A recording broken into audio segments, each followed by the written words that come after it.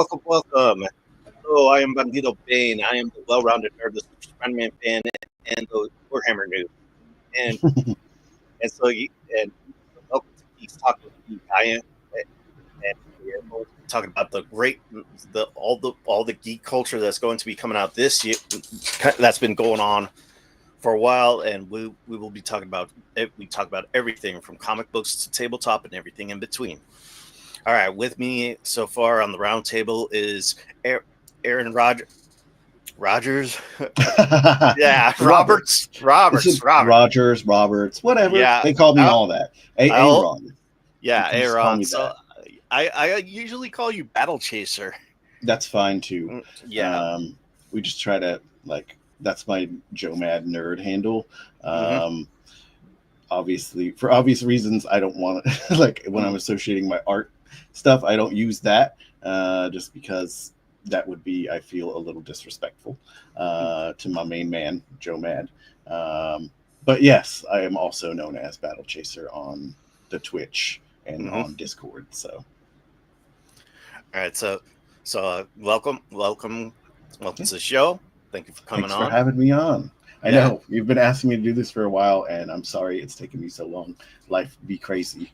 There's all kinds of stuff happening every day, but I'm happy and excited to be here and talk some geek stuff. Yeah. So we are going to be talking about a lot that has been going on.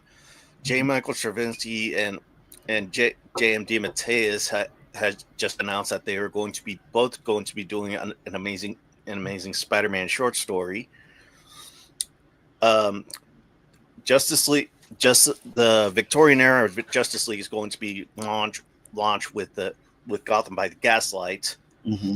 Also, Dennis Camp is going to be going on vacation after Absolute Martian Manhunter #6, and it's I'd say he earned it because right now he's doing the Ultimates and Absolute Martian Manhunter. But first, I want to talk about before we go on, we lost some fellow geeks. We lost Sabu earlier this year. We also lost Peter David, and we also lost Jonathan Joss, who was the voice of John Redcorn of King of the Hill. We even lost a very good activist who actually committed self-deletion due to cyberbullying. So we're gonna do a 10-bell salute in their memory to show that they're gone, but they're never gonna be forgotten.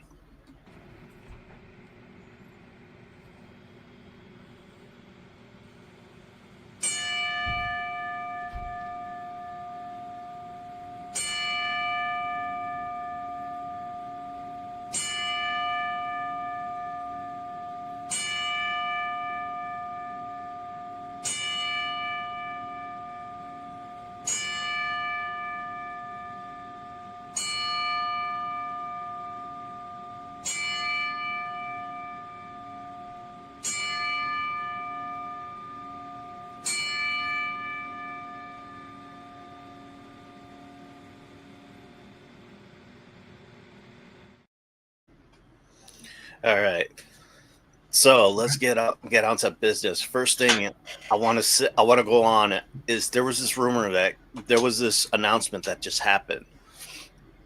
Russell Crowe, have you heard of the Highlander remake? I have. I know what you're about to say, so let's go. All right, talk about it. Russell Crowe has been announced that he's going to be joining the crew of the Highlander remake. Now, what capacity do you think he's going? What character do you think he is going to be in this movie? Well, I'll tell you who I hope that he is. It's the mentor guy, Ramirez, the guy Sean Connery played, right? That would be great. I would just love. That'd be a really interesting choice, right? And this the Stileski picture. So that's the guy who did John Wick, right? And then here we go again with Crow playing a freaking mentor father figure to Cavill, right? We're just freaking rehashing. We're back at Man of Steel and Justice League, or what was it, BVS? Yeah. Did Crow show up in Justice League at all? I don't even remember. I don't think that he did. Right, because the ship was already destroyed and all that. I think it was he just showed up in. Maybe he did show up in like the Snyder Cut, but but I don't think he showed up in I don't think Russell Crowe showed up in the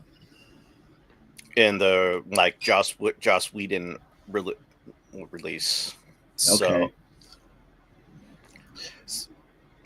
So like let me pull up the article. Mm-hmm. I still actually have not seen the Joss Whedon cut of that movie. I have never watched it. I've only seen the Snyder cut. Yeah. I knew that, like, I was already less enamored with DCEU. I as much as I let's put it this way, I do like Snyder. I think he's a cool guy. I think he does some great stuff. The choices they made with some of the characters were just mind blowing, right? Like mind-blowingly off center.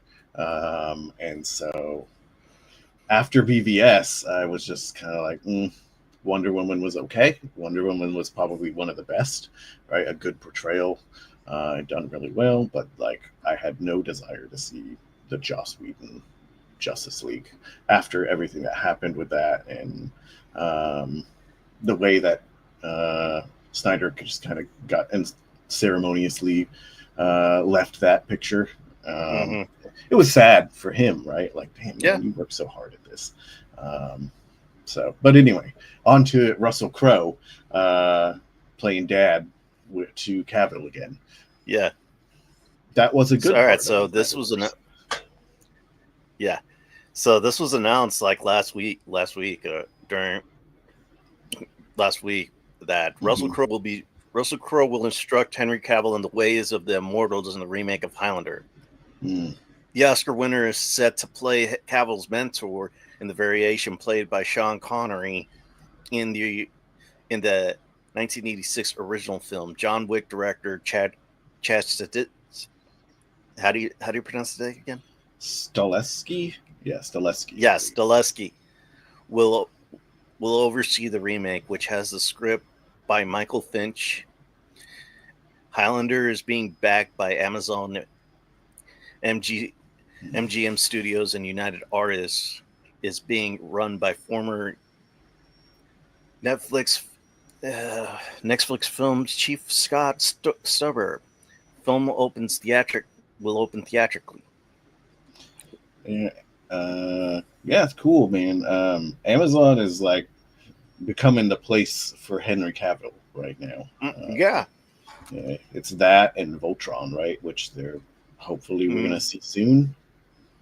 Not Ultra Warhammer.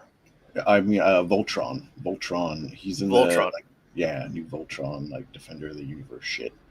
He is, and also I don't know if you cuss on this podcast. So my bad. Let me clean that up. He's doing that stuff. It's all right. We made it past the first minute. So okay, cool. Yeah.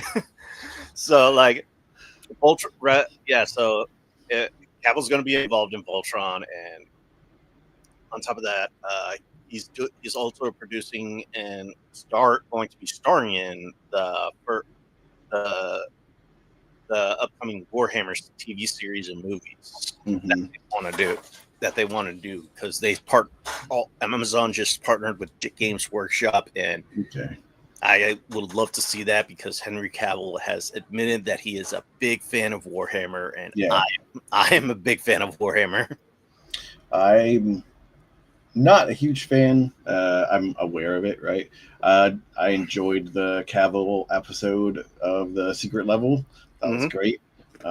Does he do the voice in the game?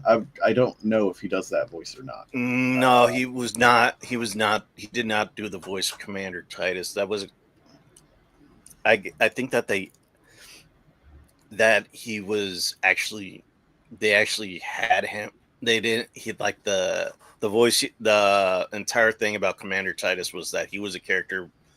This was a character that was created like 20 years ago, and for Warhammer Space Marine, and I guess they with Cavill wanting to do Warhammer, they want him. They want him to like do a certain part, but he doesn't know what he wants to be because there's so many good characters in Warhammer that he could choose from. All right, so Crow's one of the biggest stars of the late 90s. Oh, were you going to say something? No, go ahead, man. All right. Clearly, appearing in action-heavy roles in the likes of Gladiator, Master and Commander, and earning critical raves of dramatic work in The Insider, A Beautiful Mind, LA Confidential. In recent years, he's taken more character parts like Kraven the Hunter, starred in lower-budgeted movies such as The Pope's Exorcist and Sleeping Dogs. Okay, so it says here, Crow's next slated to be playing Harmon Gordon and one of Hitler's most trusted allies, and James Vanderbilt's Nuremberg, which Sony Picture Classics will release in November. He's also recently wrapped work in Netflix Unabomber, which looks at the Unabomber Ted Kaczynski, as well as Cold War thriller Billion Dollar Spy, and action thriller Bear Country. So he just wrapped up a lot just before he could go to Highlander. So it seems like Crow is becoming kind of like Connery in his somewhat older years, right? Where he's just like, I'm going to go have fun. Right? He's got his Oscars. He's got his like big budget movies. He's proven himself as someone who can pretty much do whatever he wants, and now that's what he does, right? He's just like, cool, yeah, I'll go be Highlander's homie and hang out with Cavill again and get paid to yell at him, and then he does goofy things now, right? So he just seems like a guy who's now living the life that he wants to live, right? Yeah. All right, so. Yeah. So Stuber and Nick Nelbit produced Highlander for United Artists alongside Neil H. Mortz, 8711 Entertainment. Staletsky's production banner, Josh Bavis's blah blah blah. All right. And Crow represents the. All right, so. And it was Collider that first reported Crow. All right, so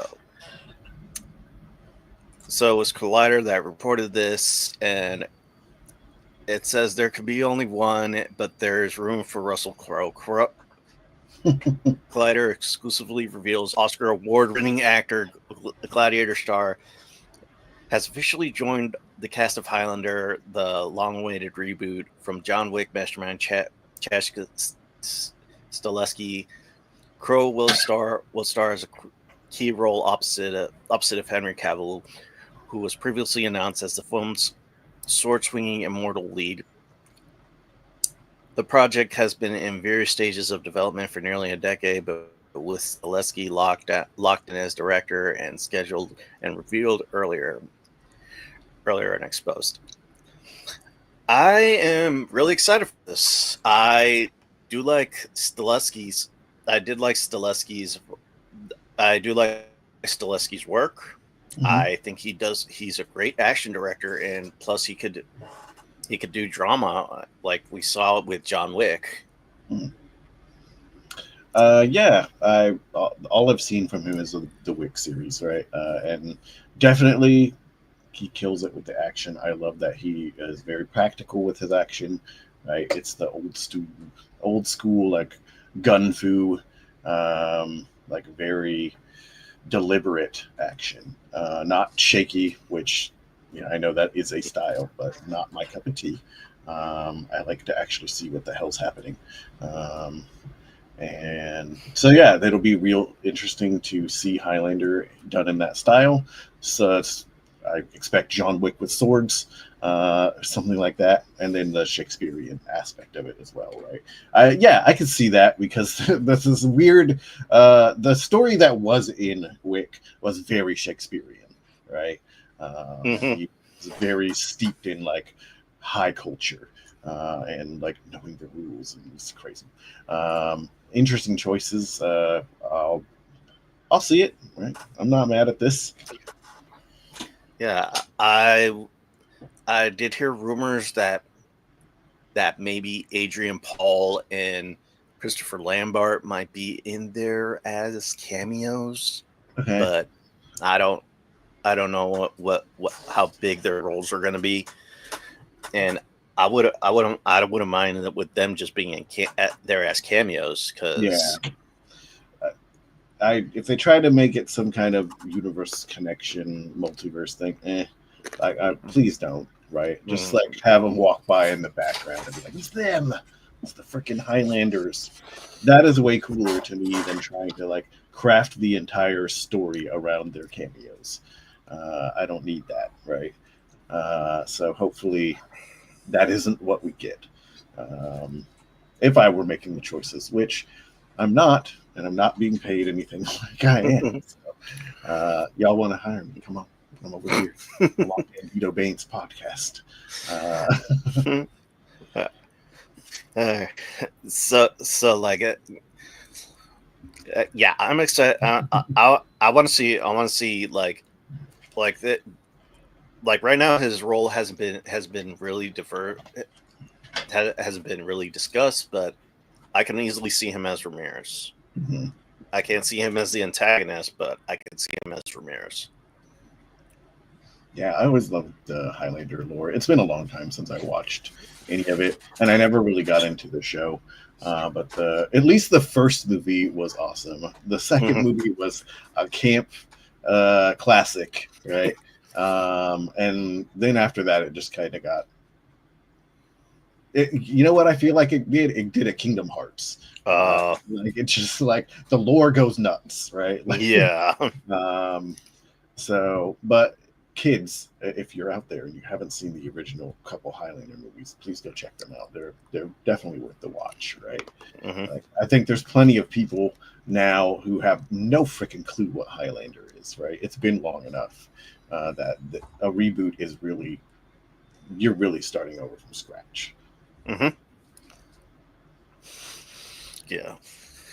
So the next thing I want to, all right, so we spent a good chunk of time talking about Highlander. Next thing I want to talk about is the King of the Hill revival.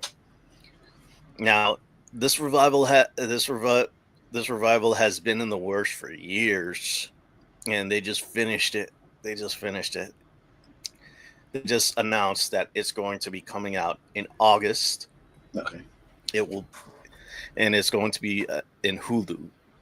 Okay. So, the home that Fox built. So it's fitting that it's back there. Yeah. So interesting to me that like shows have come and gone, right? King of the Hill was here, and it's gone, and now it's back, and stuff like The Simpsons and The Family Guy never stopped, in South Park, right? Yeah, that's insane. So this, right? Yeah, so you got shows like King of the Hill, and you got shows like Futurama, who are both looking at revivals. So let me show you the whole opening segment, that it just brings a bunch of nostalgia for me when you hear the Refreshments main theme going off. Go.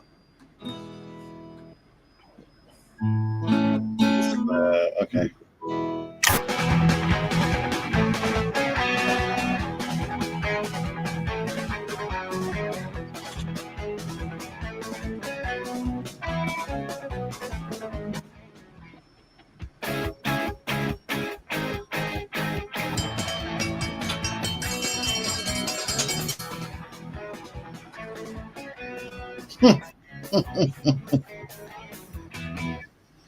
Yeah, so August 4th is going to be the revival. There has been a couple short, like Father's Day. This was released. Look who's here! Hey, Bobby, come give your old man a big handshake. Nowadays, dad beers tell stories. Bobby, beers don't need to tell stories. They just need a fridge to keep them cold. Nobody likes a warm beer. The end. 5 stars? I'm going to give you a 4. That way it gives you something to work towards. Let me know when you need me to take over, since I'm a professional now. A professional comedian, if you think I'm going to let you take over for me. That's cute. Yeah.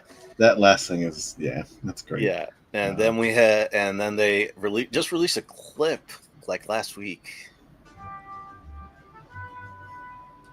Was that the actual baseball thrown by President Bush before Game 3 of the 2001 World Series, providing hope to a grieving nation? Yes, you are making my job easy. And this Jack is the McBrayer. pen the president used to sign the legislation that lifted the ban on offshore drilling. So many jobs created with one pen stroke. Can we see something more interesting? This is interesting. Here's a man who respects history. This is just what I needed, Peggy. Ugh, a baseball and a pen. Maybe there's a letter opener I could use to kill myself. Don't you dare kill yourself and leave me here, Peggy Hill. Real. Yeah. So like this is what I've gotten. The jokes and the writing are on point, but the animation just seems a little stiff for me on this one. Because go ahead. No, I seems not having watched a whole lot of King of the Hill. I've seen enough, but not like a huge fan. Like it sounds like you've seen probably hundreds, if not thousands, of hours. Looks standard to me, right? Like this is about the standard I would assume for 20 to 30 minute episode animated series that's probably going to release weekly, right? Yeah. Is it? And they're walking, like they're not flying through the sky punching each other. Right? Yeah. Probably one of the ways they get by on this series is by making it cheap. And so all the money went to the voice actors. I'm not too mad at that. I just hope that the animators aren't in a sweatshop. Yeah. And I wanted to have a friend on here. His name is Kenzo, and he does freelance animation. Okay. And I wanted to get his opinion on some of the animation. Okay. Because when I remember King of the Hill, and they used to do like for the first 9 or 10 seasons, they did original hand-drawn animation. Oh. Then they moved, and then they moved to more HD digital animation during the later seasons, all the way to their last season. Okay.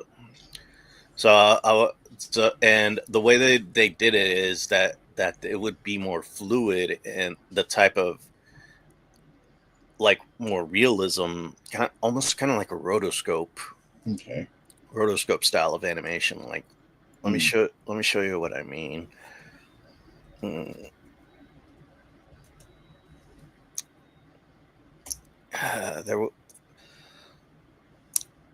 right, so one of my favorite clips from King of the Hill, and it's from the episode Bobby Goes Nuts, and it also birthed a meme. First, now. That's my purse. Don't be afraid to shout it. That's my purse! Try it again. That's my purse! I don't know you! All right, so like you see here, like in the background, like I don't know you! My purse! Try it again. so like you see when she's talking to him, he would move his head, and it would give it like a source of realism. They would give him kind of like a source of realism. Like it's actually like a play being done out in. Yeah. Okay. And so. That's my purse. I don't know you. And the background of the characters, how they all of a sudden they just start applauding and clapping after he kicks the guy in the groin. Okay. And so I always like that about King of the Hill, because they, like other animation projects, they just seem like very static. Like people would be very static and no, just flapping mouths. Yeah. And they would just seem like very static in the background, and I've always liked that about King of the Hill. But it just seems like they're cutting down on the budget, on the animation budget right now. I see. Okay, so that you feel like that's missing from the new one. Okay, yeah, that's interesting. I know. I feel like that's what you're saying. That way the face moves and that like that dimension is a very like Mike Judge thing, right? Like that's always been his style, even going back so far as Beavis and Butthead. He always had like the head tilts, right? So yeah, it's sad that that's missing now. I haven't noticed it, but like I said, I didn't. I'm not a King of the Hill connoisseur.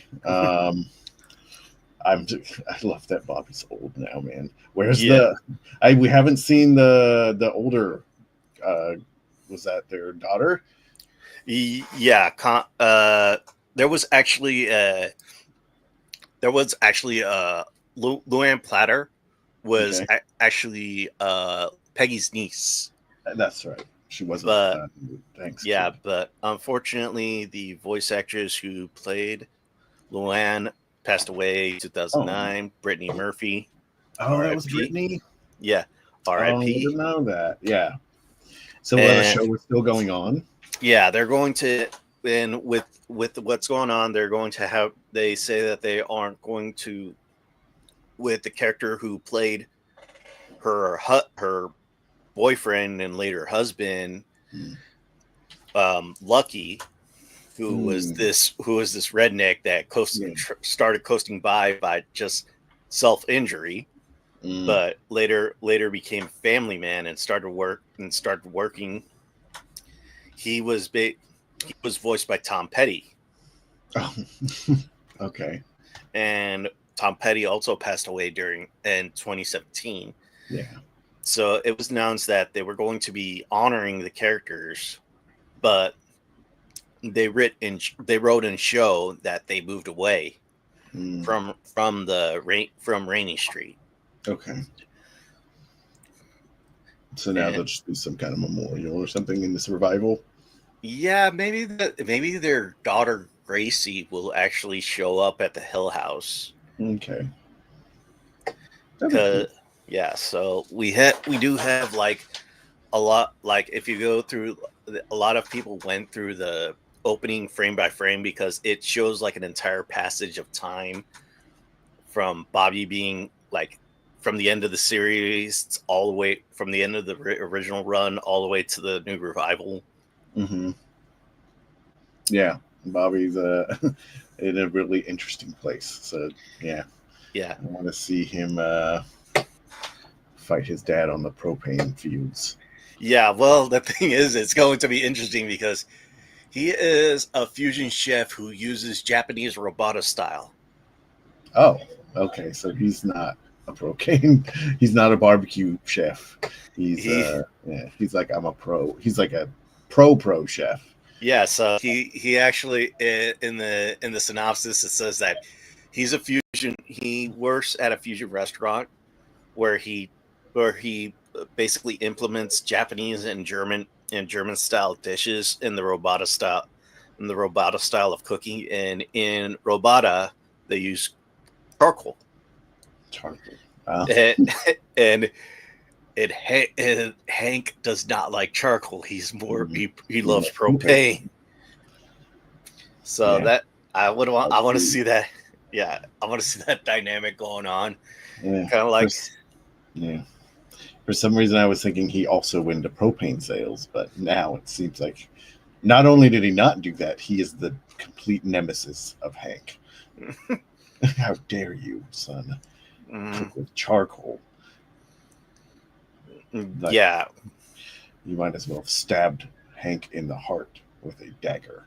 Yeah, there was also this one trailer that I could not find for the life of me, where Hank is standing in front of a bathroom, and it's like it's both sex style of bathroom, and he's like, I saw that one too. Yeah, and he's kind of confused. He's looking at it and he's confused, and he's like, and the guy comes up and he's like, "Oh, don't worry, we're both. It's a unisex bathroom." And then later it shows him in the car talking to Peggy. He's like, "Are we both sexes?" Because the type of like progression that America has gone through he was completely absent of it. Yeah, he comes out of a time where it was still the early 2000s, I guess. Yeah, so the last like 10 15 years he's missed, or 8 years, you said, right? So what was it, 8 years ago? 2017. Yeah, imagine if life was like it was in 2017. It was a different time. Less chaotic, though. Less chaotic. Exactly. I'm saying that in all honesty, like wishing that it were. Let us go back to that time of not knowing, of knowing now what we know then, right? Like, stop it at all costs. Anyway, I'm excited, and I have seen that promo. Where I didn't see the end part of it, but I did see the part where he's looking up confused, like, which one do I go to, right? There's just so much going on. Like he's going to be going out. Bobby is going right now, lives in Dallas. There were a couple of storyboards that were actually released. One showed Hank walking in on Bobby and Connie, who they got back together. Oh, Connie was a Native American girl. No, she was Laotian. Laotian. Oh, okay, that's right. They had it was like his a childhood crush. Yeah, and they actually had a like a small through like one part of the season. They actually had a small budding relationship, but they decided to break up because they found out they were too different from one another. But then they got back together. I guess they got back together as adults. I see. And Hank actually accidentally walks in on them, and later Peggy comes in, and then Min and Khan come in through, like, walk up to the window looking for Connie, and it's just awkward and very embarrassing for Bobby. Yeah. So this is like a scene or a storyboard from the revival. Yeah, and there was also another one where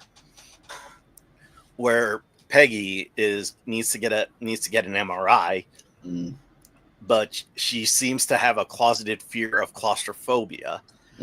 So she has a bum knee, and she's trying to, and it just shows like and she's in a crowded elevator with her doctor, and and she keeps playing it off. She's like, "Oh no, I'm fine. And as soon as the doors close and she starts hyperventilating and having a panic attack, she falls over, and one of the orderlies tries to help her up, and she's like, "Back the F off!" And so the the doctor, as soon as the doors open, the doctor says, "You know what, Mrs. Hill, I think we may need to have to reschedule." Yeah. She looks at the orderly and she says, "Do any of you have a Xanax?" And like the last one is basically Hank watching a sci-fi movie, which he is doing it begrudgingly. Okay. But I'm thinking that this might be because his younger half brother, who was named GH by his dad to be good Hank. Oh, that's so mean. That's right. His dad was a bastard, right? Yeah, a mean bastard. Yeah, he was this like stuck in his time. People think that Hank was stuck in his times, but Cotton, he was worse. Yeah, his name was Cotton.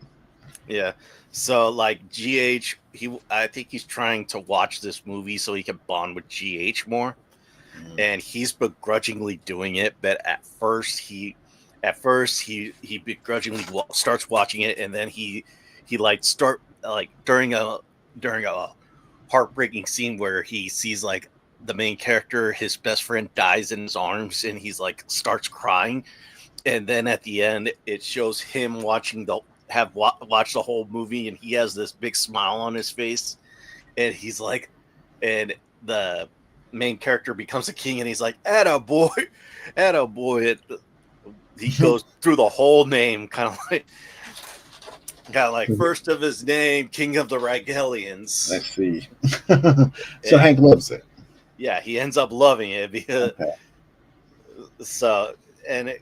also like one of the things that they said that they wanted to explore was like how tradition and how the present day and tradition can meld well. Because like there's also I saw the trailer that was played on a AX, and it was a guerrilla style trailer. Maybe I should show it. Oh, leaks, showing leaks, man. Don't get banned from YouTube. Yeah. These ones were pretty much shown everywhere, and I guess they were too. At first they started showing them out. At first they started banning them, but then they're like, you know what? There's too many. Let's just and everybody knows it by now.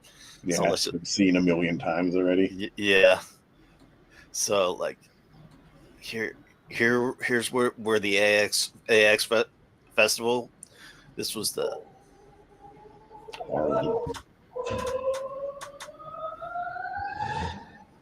Oh, return that old king, man. Oh, wow. Dale, how long have you been in that trash can? You want me to kill Bobby? No. Bobby, fat loser.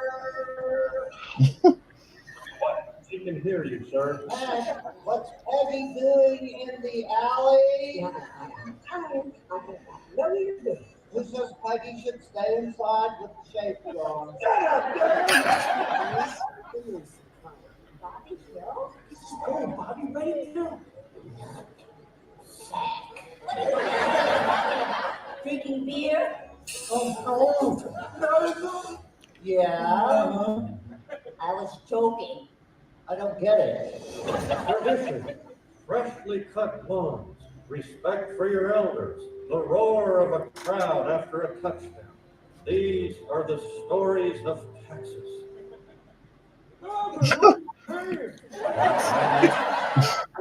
Are you kidding me? I'm back on it. Yeah, so like one of the things that they have is going to be a beer contest where Hank and Bobby are competing on making their own craft beers. I see. Okay, that makes sense. Yeah. King of the Hill, the only king that I respect. Yeah. So yeah, I mean, it looks interesting. Maybe I'll check it out. When is it out? It's out August. Hang on, let me look at the calendar. It's going to be the first week of August, so that is going to be August 8th. Or not too long, like yeah. a month, right? Yeah. A little over a month. King of the Hill is back. Cool. Thanks for like filling me in on all the King of the Hill backstory. Yeah. I will be back for your review. Oh yeah, I'm definitely gonna be reviewing it. So let's go to some comic books. More comics. Yeah. All right. So it was announced here on Dennis DeCamp's Instagram. Let me look it up.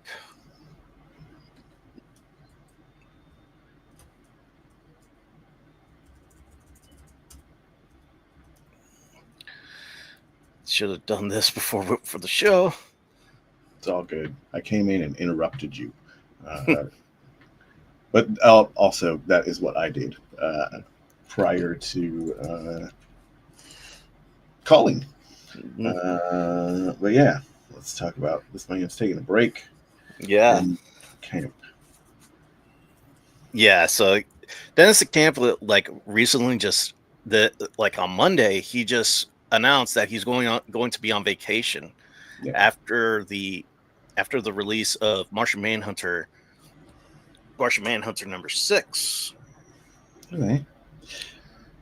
Is this a book that you're enjoying? Do you like the absolute Martian Manhunter? The absolute Martian Manhunter. Yeah, I do. I did see the reviews on some of my friends other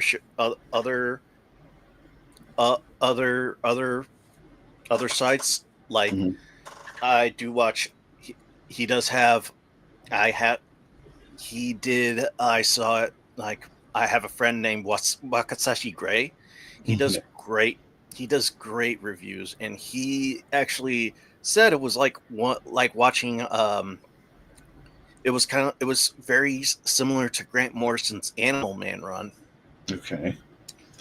So weird. Yeah. Okay. We talked about this a little bit before the show. I'm not, unfortunately, not in the know with like where we're at with story wise, so content I can't say. Hopefully he isn't ditching people on a huge cliffhanger, or maybe that's part of the plan as a creator, right? And not one who pays the bills with the things that he creates. Everybody deserves a break, right? Yeah. So if this man needs a vacation and he's at least letting you know now, right? When does issue 6 come out? Issue 6, actually, it's like last week. Issue 4 just dropped out, so like issue 6 will be in August. Yeah, late August. Late August. So like Dennis DeCamp's going, and also he does another comic for Image called Crisis Event. Now, Crisis Events, and I think this might be why he's going on hiatus with Absolute Martian Manhunter for Crisis Events. Oh, okay. Interesting. Again, there is only so much time in the universe for you to do things. You like need rest. Like if the man can't do, because I think he told me he's also doing Ultimates. Yes. And he's like, okay, I'm taking a vacation, but I'm also working on my other gig and then my other gig. I'm not mad at that. He probably will stand to have some, well, I don't know for sure, but let's say Crisis Events does well. He probably stands to have a bit more financial gain from that than either of his Marvel or DC writing gigs, right? Yeah. They don't pay great, but they're awesome, right? The pay that you get from working for those big companies is the name recognition, right? So, cool. Good job, Dennis Camp. I'm glad you're taking a vacation. If you have a family, hang out with your family. If you're just going to work your whole time so you can build your career, do that too, man. More power to you. I hope that this vacation serves you well. Yeah. Sorry, fans, right? Like, I'm sure he appreciates his fans. How do you feel about it? What do you think? Yeah, I think. All right, so here we go. This was from his Twitter page. Mm-hmm. All right, so like, I got. Sorry, I got this. I'm getting this from Reddit. Okay. But like, it basically shows on his Twitter feed. To those asking, Absolute Martian Manhunter will be taking a 2-month hiatus, 2-month break, so that the creative team and quality can stay consistent. We'll be back after a 2-month break for another six issue arc. Yeah. Just so. Yeah. Yeah. So I see that he's not doing it just for himself, but he's doing it for his team, and he doesn't want to have constant burnout among his team. Yeah. That's something we talked about also, right? Like reading that, there even more of a reason, right? Writing, no shade to writers, right? But the process of writing a story, I would imagine, is sometimes, usually, typically faster than drawing a page. You could write a page of comic art in more time, or in less time than it takes you to draw that page, right? So he's still doing his thing, right, for his Marvel book and his creator-owned book. So it almost sounds more like hey, I respect these guys as artists, and like I want them to be able to keep up the artwork. And they could have shoehorned in somebody else, right, on art duties, but he didn't. I would imagine didn't want to do this. This is a collaboration between these guys, and they want to tell a cohesive visual story, and they should be able to do that, right? And give these guys the time they need to produce that artwork. My guess would be the book is taking a vacation for 2 months, but the creative team actually is not, right? They're probably going to work through this so-and-so vacation, right? Because they're actually trying to get to a place where the books can be released on a consistent basis, probably for another 6 months, and then they'll take another break. If the book, fingers crossed for these guys, stays successful. Yeah, because like, despite the other absolute DC books that are being written, are being introduced, like the one Absolute Wonder Woman, Absolute Superman, Absolute Martian Manhunter is very abstract. Okay. The way it's presented, it has this psychedelic way of looking. Okay. I'm just looking at a few of the images that came up on a Google image search, and I see it. So even more of a reason why that art team needs to have a break, and for the book to have a consistent visual style, right? I don't think that putting someone else on this book, it would dramatically change everything, having a different art style. So I think they deserve it, right? Let them have it, right? And people of the modern age, please be okay with letting human beings have breaks, right? I know that we're used to being able to get anything we want by typing a few keys or pushing on our screen a few times, but like, if you like things that are created by humans, you should support the ability for them to create them. That's what I have to say, right? Like, they can make it AI, right? But nobody wants to read that shit. Excuse me again. I said the S word. Sorry, kids. Yeah. All right, I got to get a beeping button. My bad. We didn't talk about swear words before, so I'm sorry, guys. I love you. I don't want you to get demonetized. It's an adult show, so if the King of the Hill gorilla trailer didn't get me demonetized, I don't think beeping can. But I remember. You remember last year they had the Marvel got the manga artist to do Kid Venom, Tenzo. He would release Kid Venom every 2 months, and it was a 6-issue series. So it was every 2 months. Throughout the year, he would release a new issue every month, other month. All right. So every other month you were getting an issue. Yeah. So I think that they're doing it because they don't want to. He doesn't want to have his team get burned out because of the art, and he wants to keep it. He wants to keep the art consistent with the character and the story. Yeah. All those things are valid reasons to do that, right? I'm looking at the Kid Venom art now.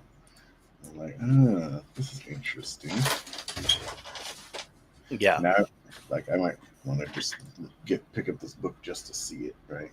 Yeah, I actually did like the story of Kid Venom, like having a feudal version of Venom. Okay. I also, along similar lines, I enjoyed the book that brought us Scotty Young originally, Spider-Man Mangaverse. Oh yeah, yeah. What is it? Legend of the Shadow Clan or something like that. Yeah, I got it right here. Yeah, I got it right here on my Spider-Man collection right here. Okay. So like, yeah. So like, and speaking of Spider-Man, last week too, even though like some of the new news that was coming out about what's going to happen with the ASM line, two new miniseries have been announced, and both are done by legendary Spider-Man writers. Okay. J. Michael Straczynski is going to be doing a prequel, early Spider-Man story called Torn, and it's going to be set in Peter during his days at Empire State University, where he is going to be like a modern take of what Peter did during his college days as Spider-Man. Okay, so college age Spider-Man, but like set in 2025-ish or something like that. Okay, something along those lines, because we're going to have characters like Gwen Stacy, Harry Osborn, Mary Jane Watson. Spider-Man, the Spider-Man video game. That's what we're getting. Another kind of iteration on that, right? Yeah, so it's going to be Spider-Man Torn, and then J.M. DeMatteis is going to be doing Spider-Man 94. Which is a continuation of the animated show, right? Yes. Okay. And they are going to be picking up from the cliffhanger of Spider Wars. Didn't see that. Really? No, is that the last episode of the cartoon? Yes. Okay, I'll have to go watch it. Spider Wars was basically early version of Into the Spider-Verse. Okay. Because you got like Peter from the animated series, you have Peter from a Post Apocalyptic series because he has an armored Spider-Man suit and is very untrustworthy. You have a kleptomaniac Peter who stole Doc Ock's arms. You have Peter who stayed with 6 arms. You have another Peter who's actually Ben Reilly. And then you even have the big bad guy who was a Peter who took this Carnage symbiote and started taking over. Okay. And then you have an actor named Ben Reilly who actually plays Peter Parker on a Spider-Man show. Okay. And he's like, what the hell am I doing here? Yeah. Okay. Interesting. Yeah. So I know very little about that. I did enjoy the show in its early couple seasons. My talent coordinator from one of the companies I work with is a big Spider-Man animated series fan, and he actually, how the news broke to me is I saw him post about it. And according to him, I think it was the writer or the voice actor of the show, or someone who was associated with the show, actually wrote a story about the end of that that he really liked, and so I'm interested to like see. I'd want to check that out and see like what is that and how does it end, and then I'm also interested in this, right? Like that's cool. I'm glad that the old 90s shows are getting their like time back in the sun. So JMD Mateus, legend, right? JMS, also a legend. I always thought they did him dirty, and I'm honestly pretty surprised that he's coming back as a writer. Like, maybe he just like, it's business, right? I need work, so let me go with the company that's going to give me work. But yeah, I felt like he got shit on pretty bad by Marvel.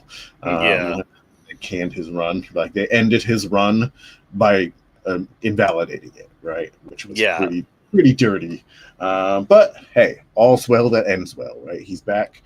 He's going to be doing a modern college age Spider-Man, it sounds like. And cool, right? Like, like I said, it sounds like Spider-Man, the video game, the PlayStation game.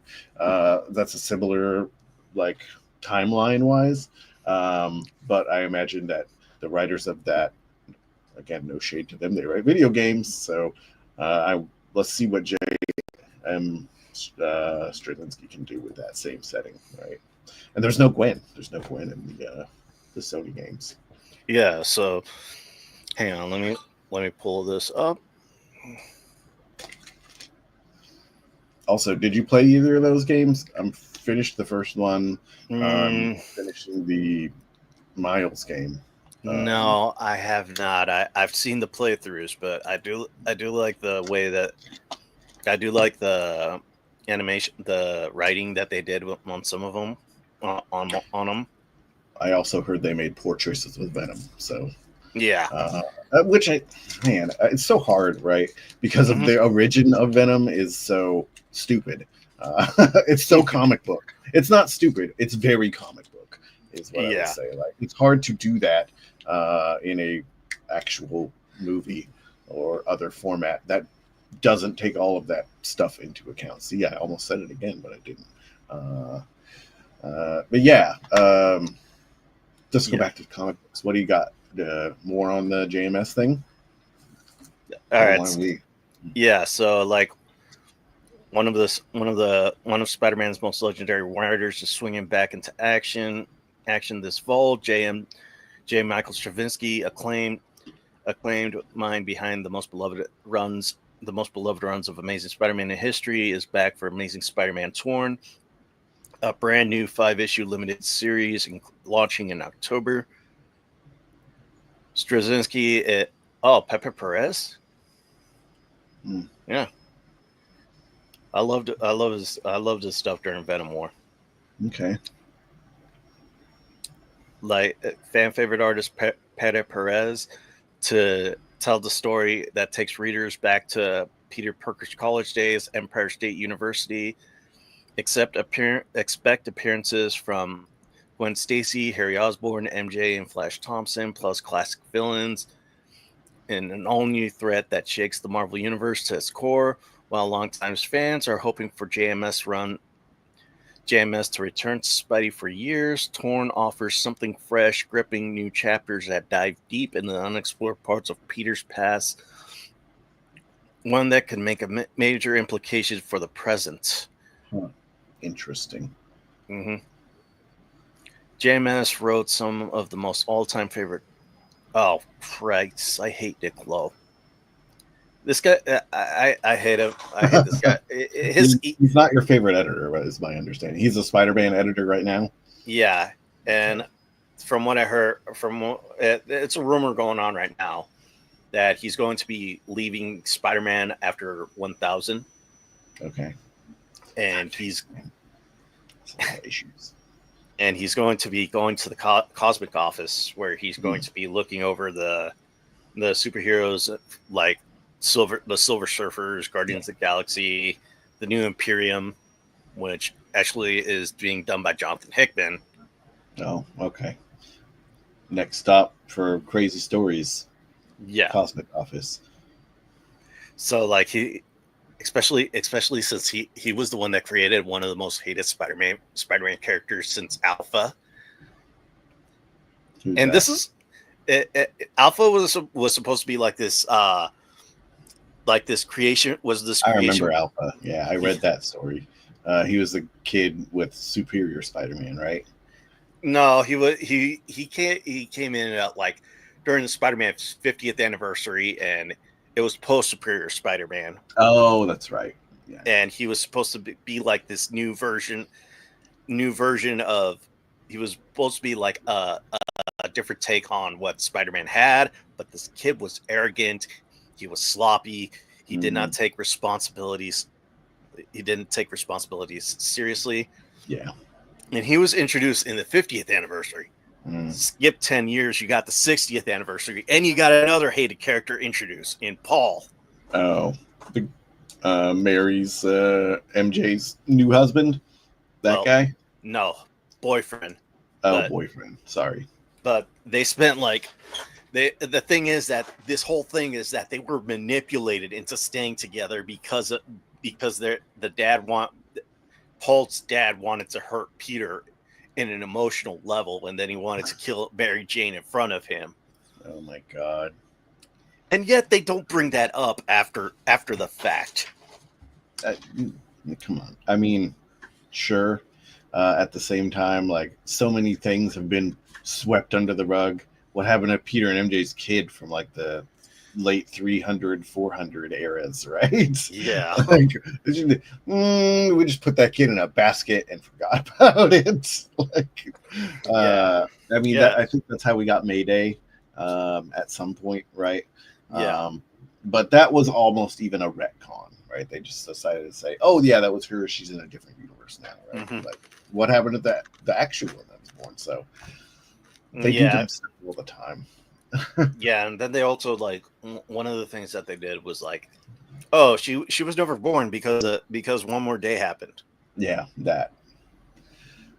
that's a good way to get rid of everything.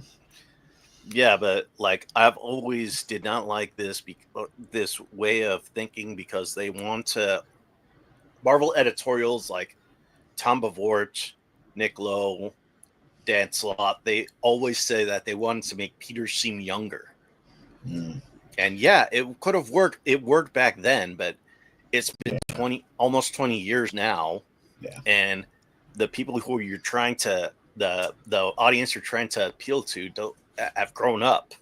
Yeah. It's such a weird comic books is such a weird industry like that, right? Because Spider-Man, the character, is almost 70, right? But he's younger than me, right? And sometimes they're cool with like Amazing being the older version, and then sometimes like now Ultimate's the older version with kids, right? And so like make up your freaking mind, man. Which one is which? I don't mind them being older or younger, different versions of Spider-Man. But yeah, the Amazing version has like had a serious time manipulation problem with how old he is. But it's just the industry. We can't ever like have our characters get old. Remember early con, like this is probably 25, 30 years ago, I went to, and Judd Winnick was talking. And this is when what is that? WonderCon was still at Moscone Center. Oh, really? Yeah, it was deep. Like it was heck long ago. I would love, like, hey, somebody bring a con back to Moscone Center. I think that Fan Expo.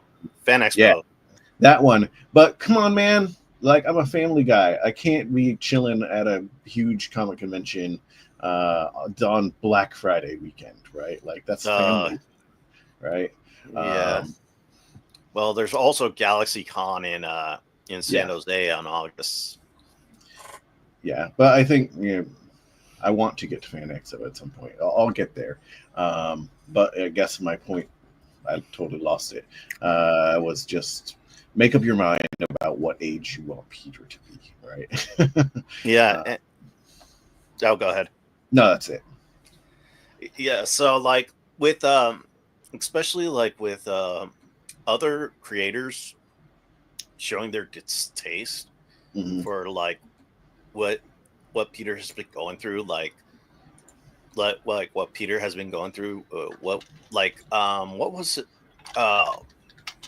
Donnie Cates, or Donnie Coates, who did like one of the best Venom runs I've read. Yeah, the King in Black, the Null one. Yeah. He actually hated the fact that Peter's this way. He's like, why the? He's like, I mean, I understand you wanted to make him seem younger, but that was 20 years ago. The audience that has grown up and now they have kids of their own. So why can't Peter have a kid of his own? Yeah. I wholeheartedly agree. Right. I think that's why Ultimate is doing well right now.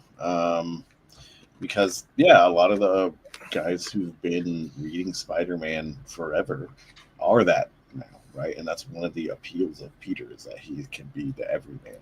Right? It's just a dude who's trying to do the best he can, and he just happens to have spider powers, right? Yeah. Also, he's super genius, but I feel like when they play the super genius angle, like and put him at a Tony Stark level, he does lose a little bit of that appeal. Although it's also cool to see your boy win sometimes, right? Like, and sometimes you have that too. Like, I hope everyone at some point in their life felt like they were on top of the world. Like, yeah, everything's going great for me. But yeah, I think that's why Ultimate is doing well right now, because Peter is old. He's got kids, right? There's a lot of people who can relate to that. Growing up, my real first introduction to like Spider-Man, outside of knowing he was some dude that got bitten by a spider, was the McFarlane run, where he was married to MJ already, right? Like, so he was someone to look up to. Like, wow, you can be freaking Spider-Man and have a normal life, right? Yeah. And like a family. Yeah, and so like one of the things that I've always liked is that he just he'll fight for that family as well. But like the last issue number 6, actually it was one of the worst things, like with Peter's love life, because right now he's dating this girl named Shay, but he's in an open relationship with her, and I'm like, are you fucking kidding me? I heard that. I did hear something about that. Weird. Definitely a different place for Peter Parker for sure. Yeah, and it's like a lot of people have put it on blast. Well, some of them are like, oh yeah, I could see that happening, but a lot of people are putting them on blast because they don't see Peter as being in an open relationship when he's living the life he is. Well, I mean, makes it a little easier potentially. Who knows? We'll see where the story goes. Peter as like a less traditional person, right? A less traditional, like, relationship values that are not along traditional lines. Yeah, the only thing but it really pisses me off is like he's supposed to be like in his early 30s. Okay. But he's in an open relationship with, and it's like basically like someone who's trying to be, but it's like basically sounds like they're getting their relationship advice from either TikTok or Reddit. Yeah, I don't know, man. It's an interesting time to hear that Spider-Man is exploring non-traditional relationships, and maybe it'll be a good thing. I don't know. Maybe does the person writing it have experience with that? Can they speak to that on a level that like will bring some actual reason for that to be part of the character? Right? Can they use this platform to talk about what that looks like? If they can, more power to them, right? Like, use Spider-Man to like bring some awareness to that. I'm not. Again, Stan Lee's kind of vision for a lot of the Marvel books as they were introduced was to introduce people to concepts that were maybe a little radical, right? Obviously, the X-Men is the clearest example of that, but I think you can find some allegories for all of the characters, and so if that tradition continues through this, cool. I hope the writing's okay, right? And I hope it doesn't offend people who are actually in open relationships. Well, the writing's terrible. Okay, well, it's by Joe. Yeah, it's by Joe Kelly. Okay, and Joe Kelly's been around a while. Yeah, but I mean, I was excited when I heard that he's going to be taking over. He did the 10 Deaths of Spider-Man, but I was like, okay, this is like the first part was good, but the second part was crap. Okay. And sad. And like the first issue of the relaunch, it just came off as like them retreading Brand New Day all over again.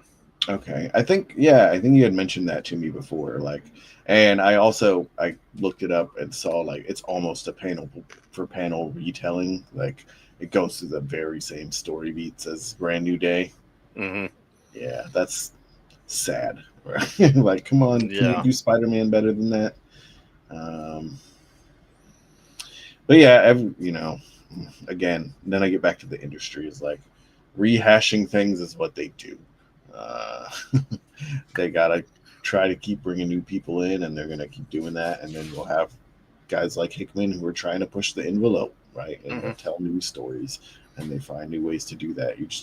That's probably why Amazing is there to reel in newer, younger readers. That's why it relaunched at #1 again, and Ultimates is like a whole universe.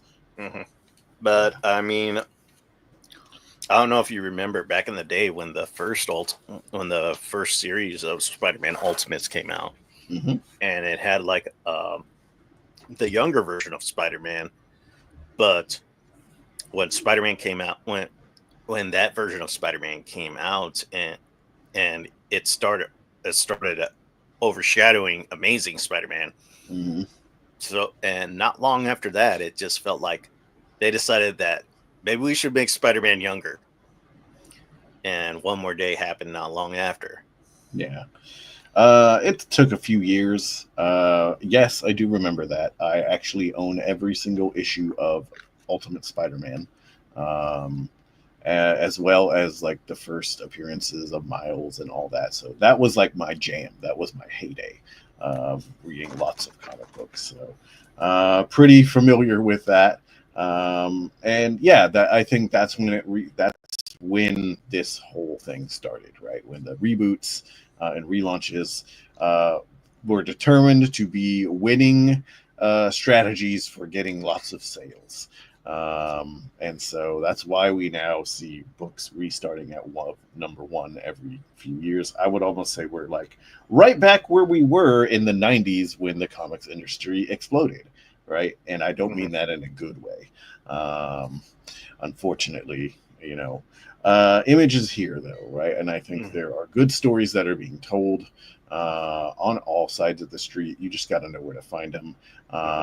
And people will pop up out of nowhere and surprise you. And you'll be like, wow. And then they become the new guy, right? The new everything is awesome person. But like even Hickman has been around forever, right? He's been writing since like Secret War, which was like 15 years ago. And before that, he wrote Fantastic Four. And I think he worked on some of the original Ultimate books, right? Like he's been doing it for a while. So I guess I'm never surprised when they try weird new things with Spider-Man or the X-Men or anybody. They're always trying to find new ways to sell books. Yeah. Even if it pisses people off. They don't generally care anymore because they don't make any money anyway. They're just there to be fodder for Disney to make new stories that become movies and TV, right? And that's where they sometimes make their money. It's like gambling to them now, right? Yeah, go ahead, write these. We'll pay you pennies, and eventually you'll hit an idea that will make us $1 billion, right? So sure. And in the meantime, they get to play with the Spider-Man toys, right? Officially. Unfortunately, they're not going to make any money from Ironheart. I bet they make a little bit, but not the money they were hoping to make.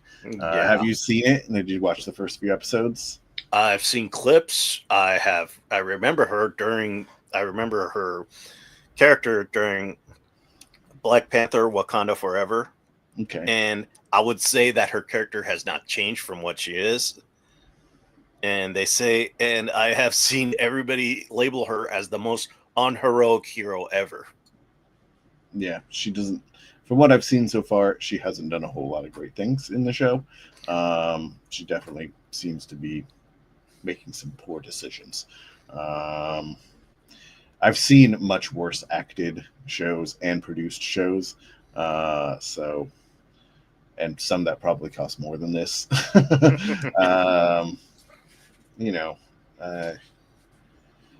I'd give it a solid B, C plus, around there. It's not garbage, but it's not going to win a bunch of new fans, right? It's not like She-Hulk. She-Hulk, yeah, that was an interesting way to approach a show. Yeah, it's like Ally McBeal, but she's green. Yeah, and not a lot of guys did like Ally McBeal. No, they didn't. That's why Charlie Cox ended up in the show, right? But he was also there for eye candy. Yeah, and then they got they went back. I think they went back to basics with Daredevil Born Again. Yeah, so killed it. Well, I would say I wouldn't even say they killed it. You could tell the show was very uneven, right? Yeah, you could tell there were thoughts of a show that was going to look one way, and then some people came in and changed it. Mm-hmm. The whole bank episode was like, oh, were we going to get Kamala in this show or just her dad? And then the White Tiger thing, right? Like, I thought they played the White Tiger assassination thing really well, but slowly you got the idea that we're getting the other White Tiger, right? Mm-hmm. And I don't know how many years till that character gets their moment. Yeah, but also I think the popularity for this show actually has Marvel bringing back Frank Castle. Mm-hmm. That they're definitely realizing they've got a thing with Barenthal. Yeah, and especially after they got rid of Frank in the comic books. So the last thing I know about Frank in the comics is he was Ghost Rider, Cosmic Ghost Rider. I don't know what's happening with the regular Punisher. You want to fill me in? Yeah, they actually retcon his entire history. They made him as an abusive husband and a deadbeat dad, and the reason that they were in Central Park to begin with. Like, he basically gets rid of all his guns and picks up swords and becomes the beast of the hand, where he becomes like the master of murder. Okay. And he is basically one of the worst runs. And I think, it was Jason Aaron that did the whole thing. And he said that this was going to be to Frank Castle what Born Again was to Daredevil. And like, one of the things, like, Punisher No More was Maria being brought back to life, and she's saying how she hates Frank, how she wanted to the reason they went to Central Park that day was so she could be divorce him, so she could tell him she wanted a divorce, and she did not want him going around killing people in her name. And it was like, what the hell is this? And I actually thought, yeah, they wanted to get rid of Frank Castle because of a bunch of idiots decided to wear the patch during storming the Capitol. Okay, so that makes sense. They like after you tell me this story where I'm like, why the hell would they do that? And then that reasoning, okay, yeah, because yeah, I don't want to say how some of the writers were very anti-military, and they didn't like Frank was a military veteran, but I feel like they did that, and Frank and the other character whose last name was Garrison came out to me more like Diet Frank. He was a SHIELD agent. He lost his family, but now he has futuristic weapon. He has these shields standard futuristic weapons. Oh, and that's the guy's the Punisher now. He's supposed to be the Punisher, but no, yeah, it didn't sell. Yeah, it doesn't sound like something that would sell. I understand their reasonings for not wanting their character associated with certain people. Would this be an editorial choice that I would have made? No, I think they play it much better the way they do it in the Born Again, right? Like they should vocally have their character oppose these ideals that are out there right now. That is not what the character has ever been about. And many of the writers have come out and said that, right? And people in Marvel editorial have come out and said that before. And I'm sure Stan said it at one point, right? So that's stupid. This is all I can say. Like, bad moves. Was this part of the Devil's Reign arc? The whole thing with Daredevil when Elektra became Daredevil and they were fighting Frank with the hand? No. That was it. Yeah, that was it. That was part of the Punisher No More. The Punisher No More run. Okay, so that's going to be the evil guy that you're describing now. Yeah, that's unfortunate that like that is what led up to that, because my understanding is that run actually was really cool for Daredevil. Also, I don't know. I just thought the design of the Elektra Daredevil was freaking cool. It was awesome. Yeah. But yeah, poor Frank. They did you dirty, man. Yeah. Bring the real Frank back. Yeah. Also, like one of the things that I remember, like during Devil's Reign, is that there was supposed to be a story of Luke Cage, and they canceled it before it even came out. Like this was the baseline of the story because the writer actually released it. Mm-hmm. Luke was supposed to kid was killed during the riots, and it was actually done by a police officer. But he did it by accident, and he wants his day in court. So the mother of the victim actually hires Luke to protect the police officer, so he gets his day in court. And in order to protect him, you got these extremist far left terrorist group that use the riots for chaos to do their own deeds, and then you got this corrupt police station that this one cop was part of, and they both want him dead. So, and I thought it would have been a very interesting way of showing that how both sides can be extreme, but like in the middle you have people trying to do the right thing. Yeah, man, that sounds like it would have been a really good story, a challenging one to tell and to read. It's just based on the things you're telling me right now. It sounds like Marvel is definitely pulling away from some politically charged stories. Hearing of this and hearing of the thing, what they did with Frank, like that's just kind of what it sounds like, and I'm sure it has something to do with their ownership by Disney, not pushing the envelope, which is disappointing because Marvel has always kind of been the house that would not be afraid to do that. But hopefully the climate will change, and we will be able to be brave enough to have stories like that again. Yeah, I remember. I don't like getting political. That's one of the things where I draw the line. Yeah. Whenever I go to a local game store, and one of the things that the owner says is leave your baggage at the door. Okay.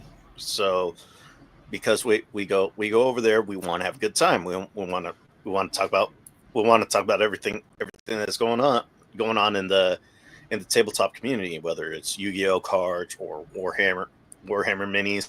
We go there. We want to play games. We want to paint models. Okay. Like I said, I love Warhammer. I even put together a bunch of models that I'm going to paint soon. Okay. And we don't want to, there were some people, a lot of people have been going online saying how Warhammer is basically not is basically for Nazis, and I'm like, okay, that guy's not going to be invited into the game store. Yeah. Haven't read a lot of Warhammer, but that is not the impression that I get from the limited amount of time that I've spent, in that type of lore. Lame. And I'm the same way. It's hard to do sometimes, depending on what's going on around you, but it's nice to have a place where you can put those differences aside. Yeah. So and do the thing that you like or love. Yeah.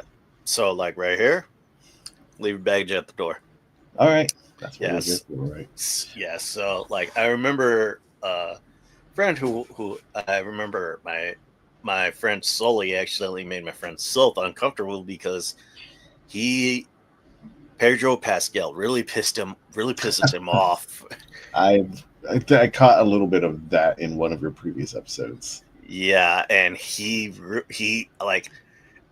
this guy is like a centralist, but the type of things that Pascal has said in the past and his whole holier than thou attitude, it really pissed him off.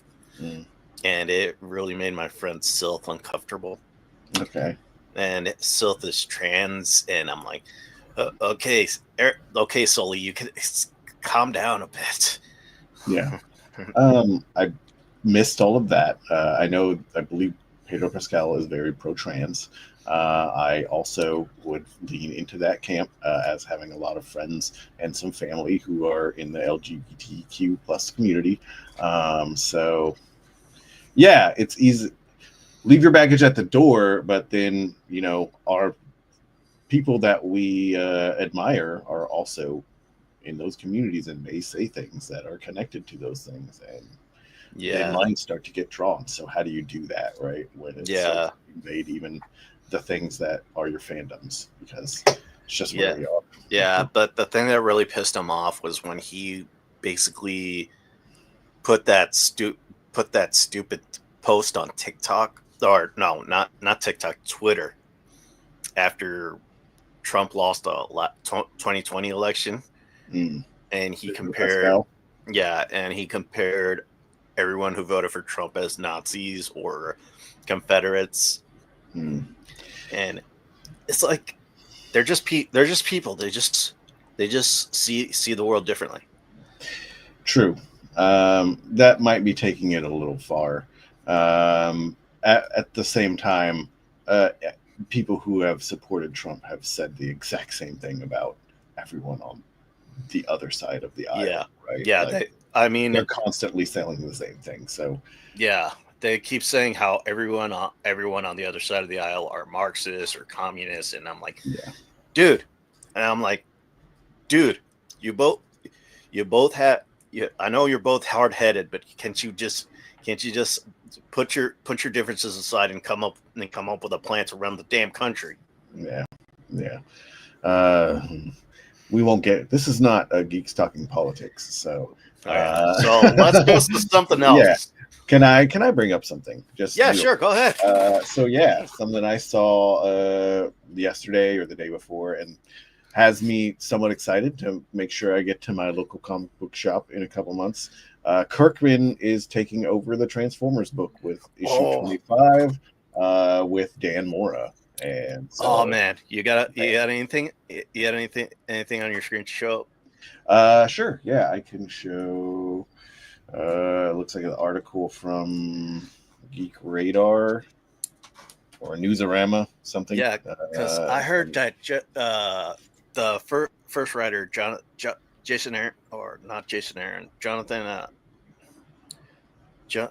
What's his name?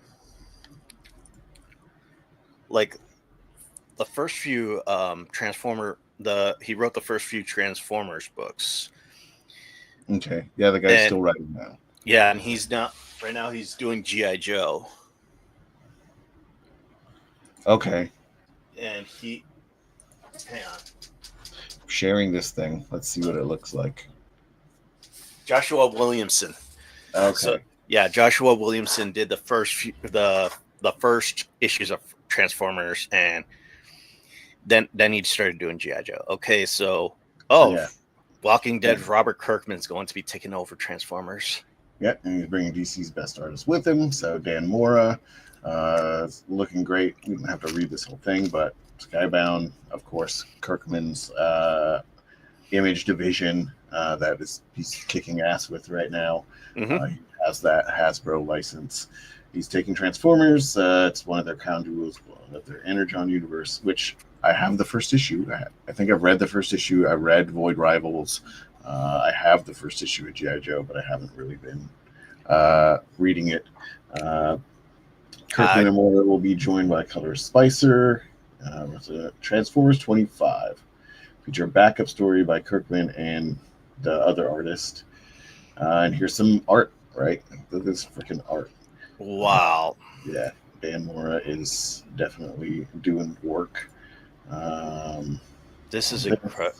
This is incredible. Nothing against the artist that started this series, but like, I really do like what they're doing. I think the Jorge Corona is doing a good job. Not my cup of tea, right? I'm definitely enjoying like this more kind of animated take on the Transformers. Mm-hmm. And oh man, this Nakayama cover is beautiful.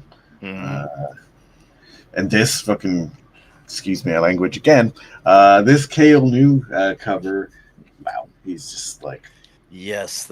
I hope there's a Decepticons variant of this, maybe the next issue. That would also just be fantastic. I love this guy.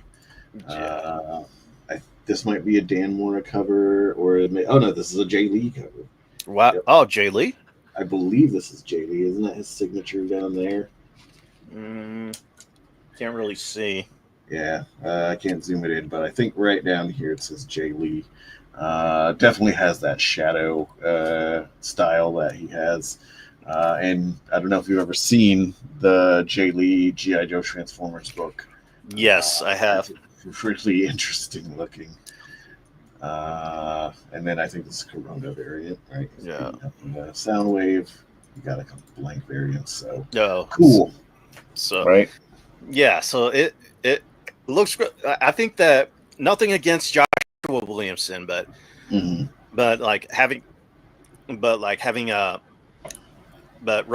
think Robert Kirkman is a great addition to the Energon universe. Yeah. It'll bring people back. It'll bring people to the book. Like if sales are slumping, they'll definitely pick up with 25. I do not think that's a problem because sales haven't been slumping in a while. Okay. This is one of the book that probably consistently sells. I think they went to like 10th printing or something on number 1. Yeah, it's already up. I think it's like 12th right now. And you have Williamson's G.I. Joe, where you have like, and then you have Void Rivals, and that's a pretty good series. Micronauts, right? Or the Space Knights, right? ROM. Yeah, but not ROM. Yeah. Not ROM. But you got the different things, like it's like a crossover between like not ROM, but also you have Transformers and G.I. Joe with Cobra Law in there. Okay. And I know that Baroness is swapped sides from last I saw. That was one of the big changes, right? Also, like spoilers potentially, and I also could be wrong, but I think Optimus Prime lost an arm and he took Megatron's arm or some craziness like that. Actually, I think it was his eyes, because Megatron returned and he has Laserbeak as his eyes. Okay, so blind Megatron. Does he's like Laserbeak still fly around? He's like, hey. No, right now he's, from what I saw, is that he's perched on his shoulder and he has wires connecting laser from his eyes to Laserbeak. That's kind of. But when he returned, Starscream was so scared of him, like he started having PTSD events. Like it even showed why Starscream is afraid of him, because he told him, like, during the Energon War, he would turn into a gun and he would have Starscream execute the people. Oh wow, okay. And so that's what yeah. So that's why Starscream became like the way he is. Doesn't like that Megatron. I do not like him. So yeah, like you got I don't know if you got the free comic book day issue of Energon Universe, but the crossover between G.I. Joe and Transformers, which had Hound and Clutch. I did get it, and it's right over here in a bag, and I haven't read it. Yeah, I thought it was a great way to introduce like GI, like a great way to have like the first contact between G.I. Joe and G.I. Joe and the Autobots. That's gonna be cool. Yeah, because right now Duke thinks that all the Cybertronians are the same after his friend got killed by Starscream. It's got some Cybertronian racism. Yeah, I see.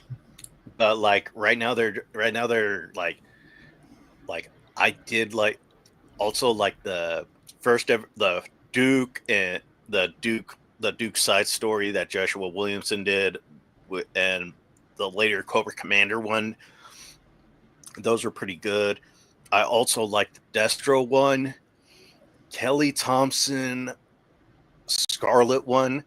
A little too much in the queer baiting, but I did like the action. Okay. But so are these all stories that are like backups in some of the issues, or like how do we get these? There was actually four mini stories that actually launched before G.I. Joe. Were they online or like? No, they were on sale. How does one obtain this power? Oh, we just go on the internet. Okay. We just go on the internet. That's fine. Just order that stuff. So I got I got Cobra Commander trade paperback, and I got Duke. Oh, okay. So there are Transformers in those stories. Yeah, like right here, Cobra Commander was the. I don't know if you can see this, but Cobra Commander was the one that got entered. He was the one who discovered Energon, and he gave it to Destro so he could make it into weapons. I see. You have Duke during his first encounter with Starscream, and he's trying to figure out what's going on. Okay. So, like, you have different stories. You also have like Scarlet infiltrating the Asakari ninjas, and Destro going up against the twins, Cymax and Timex, who are those Transformers? No, they were actually bad guys in GI. Oh, the twins from GI Joe. Those two. Yeah, they actually had Corsican disorder, because when one got hurt, the other one felt the pain. Okay. Or is that a real thing? That's an actual thing. I don't know, but it's from. But like they actually tried to take over. They actually tried to take over in that one. They actually tried to take over the weapon distribution to Cobra by basically taking over Destro's weapon company and then killing Destro. But Destro actually outsmarted him, and then he's like, "You two now work for me." Okay.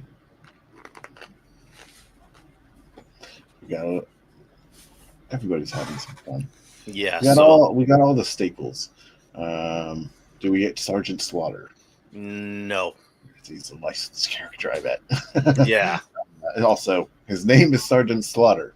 So maybe not the most PC name. Yeah. So we got, in the latest issue number 6, I think, we have Beachhead, and we had an introduction to Beachhead and Lady J. No, what the hell was that? We have Lady J. We had Lady J and Flint showing up as another operative with G.I. Joe, and we also introduced Baron Blood or Commander Blood. What about Mindbender? Is that guy around? I think he is. He's basically his top scientist, and they even have there was even this one like line where Clutch ended up breaking into. He disguised himself as a Cobra operative and got into Cobra base, and he thought he was discovered by Cobra Commander, but then it turned out it was another character. It was another science. It was like this scientist who tried to assassinate Cobra Commander, and Cobra Commander caught him, and he just whispered in his ears, "Globulus sent you here to fail." And it's like, oh, there we go, Void Rivals connection right there, because that's Cobra Law. Okay, is that where so the Void Rivals stuff is where Cobra Law and the weird snake people are coming from? They're aliens now. Yeah, because I remember in OG G.I. Joe, they were actually these like people that they were like snake worshippers, right? Like, or they evolved from snakes. Yeah. They were just like another stage of human evolution. They're mutants. Yeah. And then Serpentor threw some weird snake juice on Cobra Commander and turned him into like a half snake guy. Yeah, and Globulus was he was basically like the leader, and you had Serpentor who was basically the he was the figurehead, right? Yeah, and Globulus was the actual leader. Yeah, and then you had so you had like Cobra Law taking over Cobra, and G.I. Joe was completely unprepared. And Duke almost died, but he didn't actually die. Yeah. So Optimus Prime took one for the team so that Duke could live. That's what they learned from that. Yes, I remember that. I saw that in the documentary of the Toys That Made Us. Yeah, they're like, he's okay. Yay! Yeah, it was like okay. They wanted to discontinue Optimus Prime so that they could put in the more I mean, we can't make all these toys, so we got to get rid of some of our old models. Yeah, so like they got rid of Optimus Prime and Megatron, and then they're like, oh crap, kids are pissed off. Good way to make millions of 12-year-old boys cry. Yeah. Good job. I was one of them. Yeah, that was rough, man. Yeah. They learned their lesson for sure. But it's, it's a funny piece of trivia now. I think, honestly, having Optimus Prime die was more meaningful than if he lived, right? And obviously they learned something from that. Which is that actually we're actually attached to these characters, right? Obviously, where we went, Transformers the movie came out 40 years ago. Actually, I'm excited for next year for the I guess it will be the 40th anniversary of that movie. God, I'm old. Me too.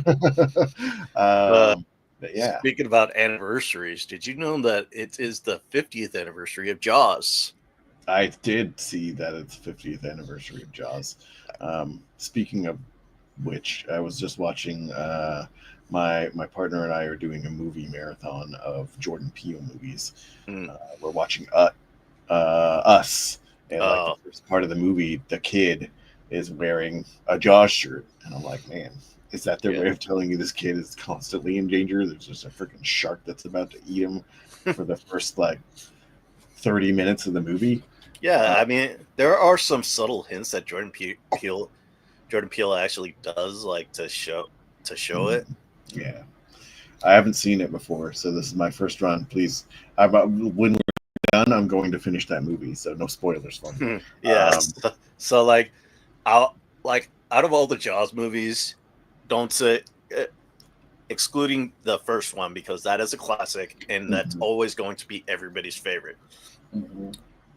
What would you say is your favorite one, then your second favorite one, and then your third, then your least favorite? It's been so long since I watched them, but immediately 3 comes to mind as being stupid, but also fun, right? It was, I believe that one was the 3D one, right? So it's all kind of dumb effects. Rewatching it, it looks dumb as hell.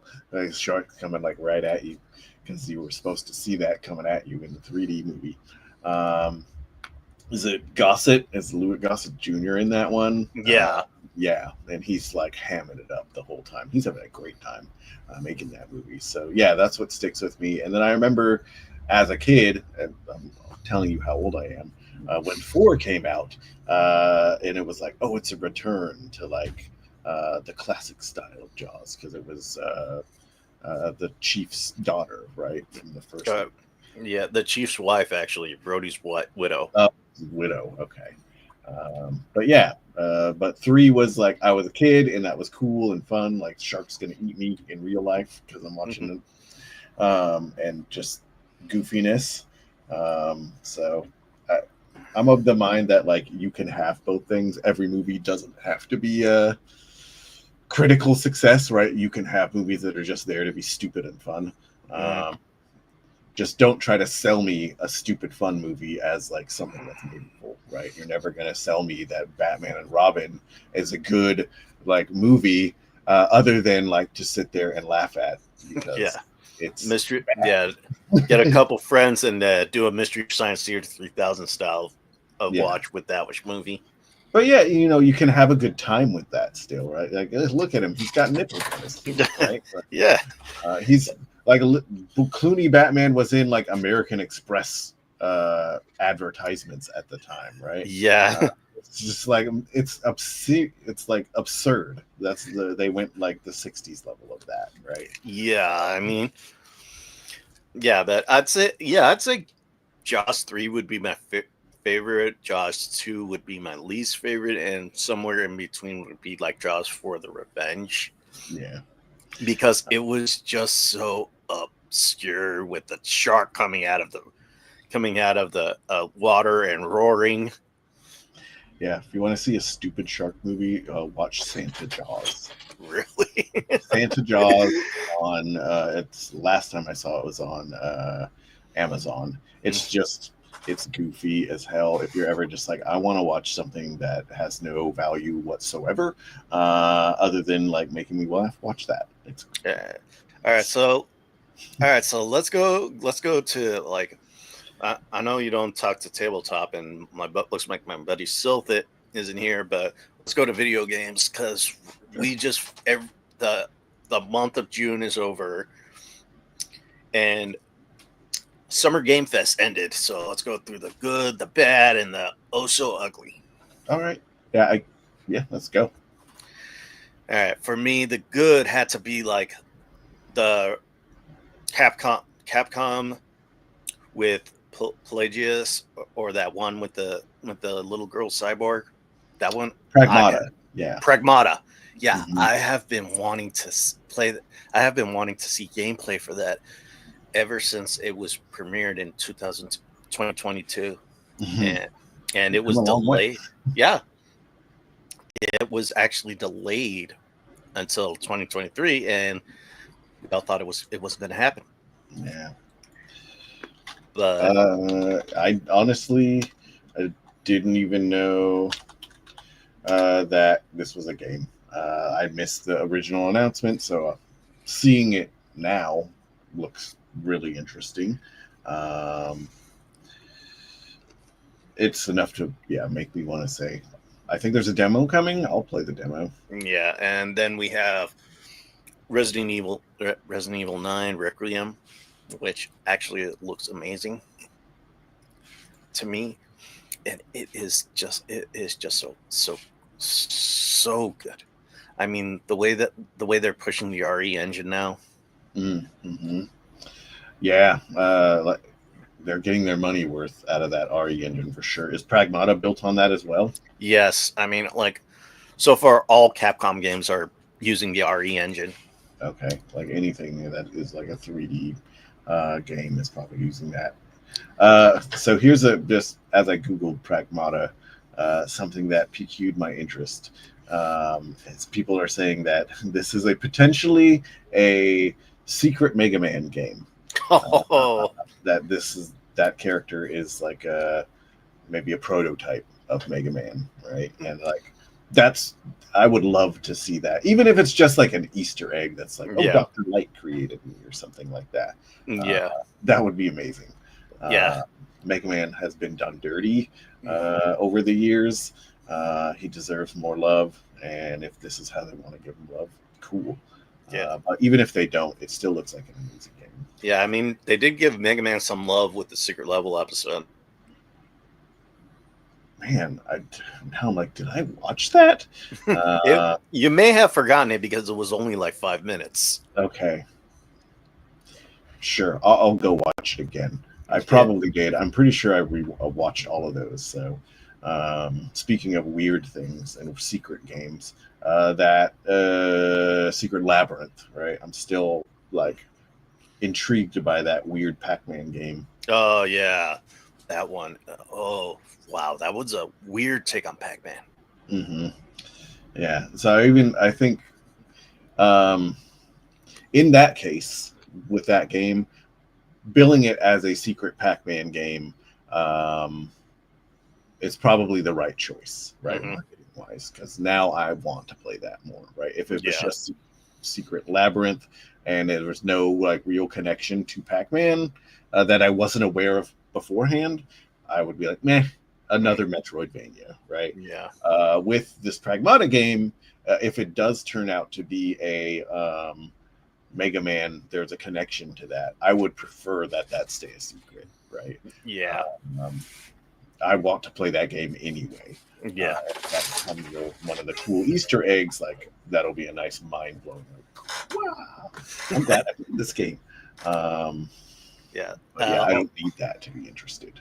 Yes. Also, like a couple of games that really caught my interest were Silent Hill F, which actually takes place in Japan, and it's not in Silent Hill, but the director says that they want it to seem like Silent Hill can be anywhere. It just doesn't have to be in the town. Yeah, it's an aesthetic. Yeah. Yeah, and that looks great. Still haven't played 2, the remake. I played. Yeah, me neither. Yeah, I played. Played the original Silent Hill, which was one of my favorites. I played through 2. I played the crap out of 2. I honestly thought 1 was a better game. I like the open world structure of the original 1 more than I like the more narrative 2. That's just a personal thing. Silent Hill 3 was actually the game that made me stop playing horror games for a while. Really? Yes. It was too much for you? It was. This was back in the day, again, showing my age when I rented games. So I had rented this game on PS2, went home, middle of the night, played it with all the lights off, everyone's asleep. I'm sitting in my room by myself playing Silent Hill 3, trying to get through the subway, and it just getting murdered. And it was, you know what? I'm never playing this game again. Yeah. Too scary. Yeah. So like we go another game that really piqued my interest was Ninja Gaiden 4. That also looks great. Yeah. And a lot of people were like concerned that they might turn down the difficulty, but it was real that they aren't going to turn down the difficulty. They're going to keep the same type of difficulty that the other Ninja Gaiden games had. I mean, I'm sure there'll be an easy mode, right? Yeah. There always is. Sometimes I'm down for the hardest difficulty. I'm still playing through my God of War Ragnarok, everything after the end game, right? And the berserkers are just brutal. But sometimes I'm just like, man, I want to have fun. I'm going to go play Rivals. I'm going to play against AI because I want to slaughter them, right? Yeah. So yeah, I'm and glad plus, that both options will be there. Yeah, and plus, like I do love Souls-like, but then I'll go out and play a arcade beat 'em up once in a while. Just depends on the mood you're in, right? I can't always have the hardest thing possible in front of me. I'm not having a good time all the time with that. Yeah, so let's go. And so another game would be like the Atomic Heart 2 and their like PUBG stuff answer to PUBG, which is the Cube. Okay. Never played Atomic Heart. I heard okay things about it.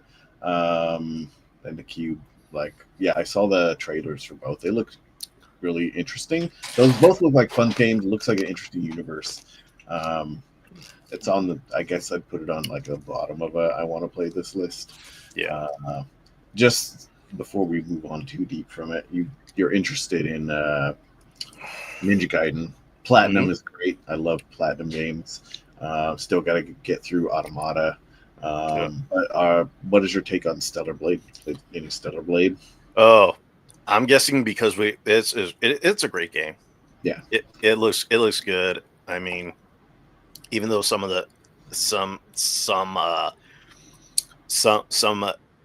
gaming journalists are clutching their pearls because of the way that main character looks, but it's like at least it's fun. Yeah, it's a Gooner game. It's for sure a Gooner game, but everything is now, right? Yeah, but who cares? It's fun. As long as it plays well, then make it look like whatever you want. Within limits, right? Yeah. Like it's not straight up porn. Yeah. So like another one would be like the guy Dispatch. I'm interested in that looks game. Interesting. Yeah. Yeah. It's like it's really interesting because you get to play. They say you're playing the guy in the chair, and it's done by the guys who did the Telltale Games series. It is a Telltale, right? This is coming from Skybound, isn't it? Skybound Games. No, trying to take over the world. No, it's not. It's not a Skybound game. Oh, it isn't. Okay. No, the guys who did Telltale Games, they're doing their own thing right now on this one. Okay.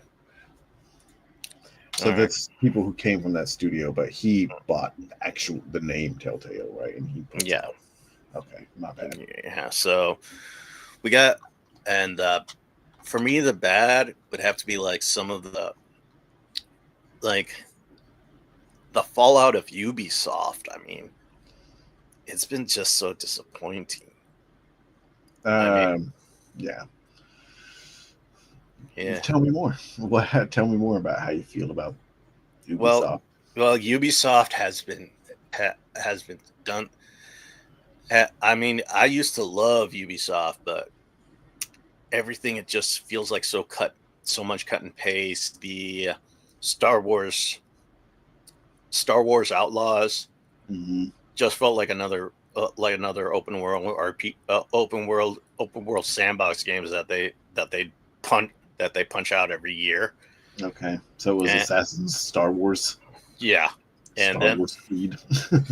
And then on top of that, you had the Assassin's Creed Shadows, right? Yeah, Shadows, which I don't think needed to have Yusuke there. And that was the samurai guy. Yeah, but even though they wanted to have they were just looking for a way to add color in there in the game, and I'm like, guys, you're just reaching. And it's like, oh, we got it from a certified historian, but then it turns out the most of the stuff that the guy did was plagiarized, was actually not accurate.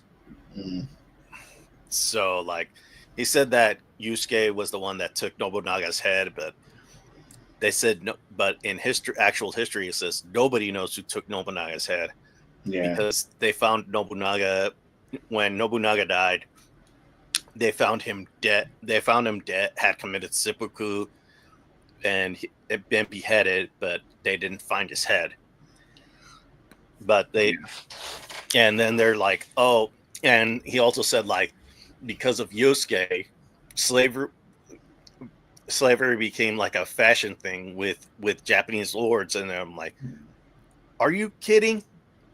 If slavery was a thing with Japanese lords, then we would have a lot more. There would be a lot more African people in Japan.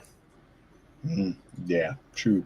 Yeah, as far as the Ubisoft thing, like it's been a long time since I played a Ubisoft game, like with a lot of for a lot of time. I think the last thing I really played for them was Division or Division 2. That was mostly just because my friends played it, right? The Assassin's Creed games, I lost interest in a long time ago. They seems like that's all they do is Assassin's Creed and Rayman, which sometimes those games are cool, sometimes they're right. Rabbids are like their minions, and hopefully Ubisoft can pull it together. There's probably some very talented people who work there, but if they can't, like, I hope they find places that are less corporate. Maybe they can make some cool games. Like, just because Ubisoft, the corporation, goes under, there's a lot of talent out there that will hopefully end up in other places. Maybe create some of their own studios and give us some new stuff, right? Instead of the garbage regurgitation that Ubisoft seems to be interested in putting out every year, right? They become another EA. Like, people will buy Assassin's Creed because it says Assassin's Creed, and they need to get past that, right? If they don't grow from that, then they're going to keep putting out this trash, and they're probably going to go under. I mean, they spent how many years on that pirate game, and it is like not any almost 8 years, and they said it was going to be a quadruple A game. They spent quadruple A game money on that game, is what they meant, and not that it was going to provide you that experience. And I mean, that's what they want, but it doesn't sound like they got there. Yeah, and I thought that the fact that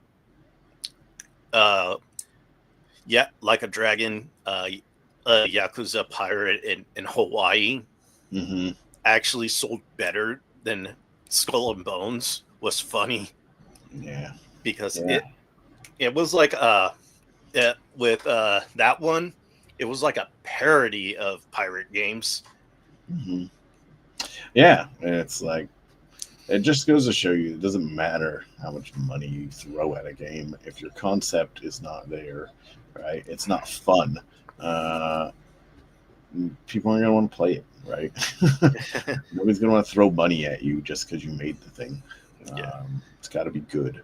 Yes, like another thing that was bad for me was the launch of 2 games. One was Mind's Eye by Build a Rocket Boy. Okay.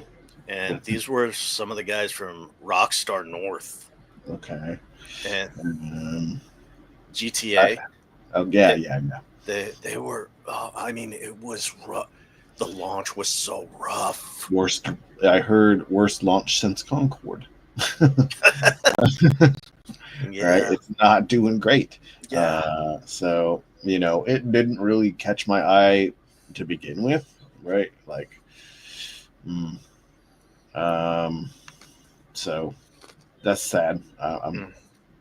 One of the things they say is it takes as much effort to make a bad game as it does a good game. Yeah. So that's sad that they invested all this time and money and energy and couldn't come up with something that people wanted to play. Yeah. I hope they do find some ground somewhere to be able to use their talent, but this ain't it. So and also the re-release or the remaster of Space Marine, of Warhammer 40K Space Marine, and it was just, this was such a buggy, glitchy mess, and there were so many bugs in it. And there aren't any Tyranids in this game.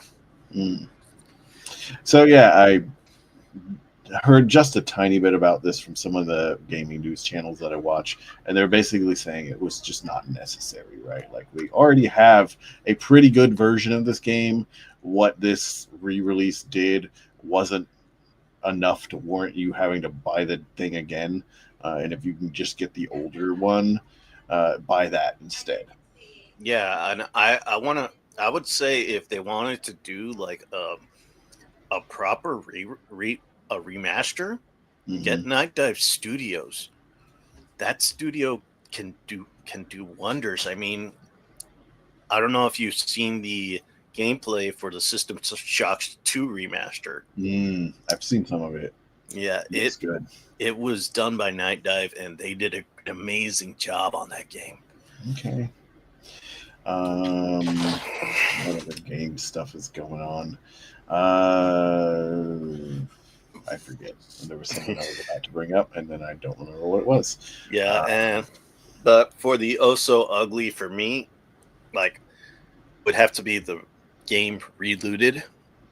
I mean, it just sounds very bad to me.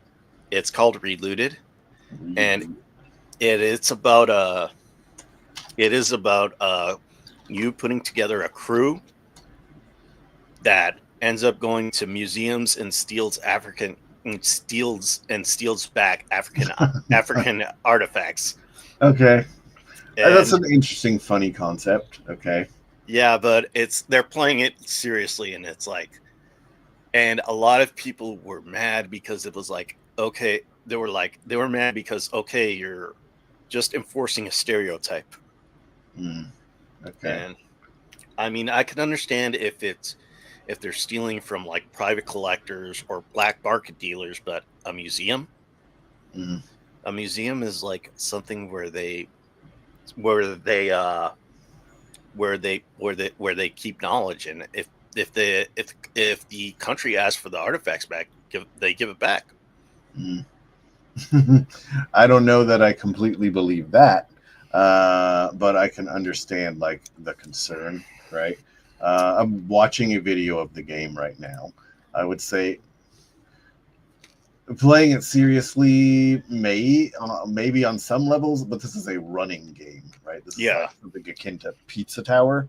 So they ain't playing it that seriously. Gameplay wise, at least, right? This is not a narrative third-person action game. No. And yeah, who knows what happens in the story? Maybe they determine later that the museum is actually evil. but who knows? The game wise, it looks okay. Like graphics look passable. Yeah, and this is done by a studio in South Africa, but like I was actually on a stream when we were watching.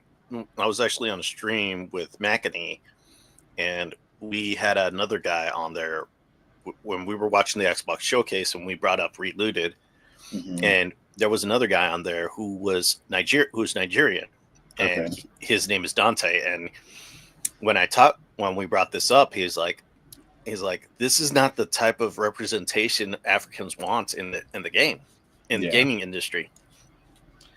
I would, as thieves, probably not, right? Yeah.